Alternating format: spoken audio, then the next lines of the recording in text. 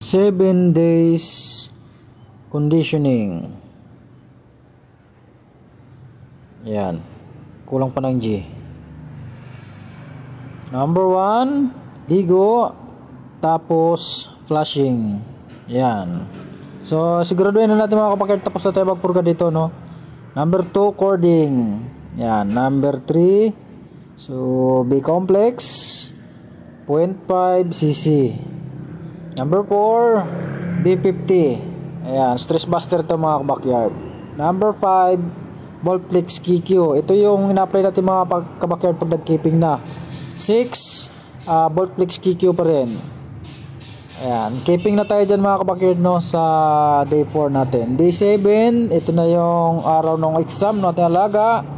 So, isang Voltflex KQ pa rin ay bibigay natin sa umaga mga kabakyard. Pagpasensyahan nyo na yung sulat kamay natin. Ayan.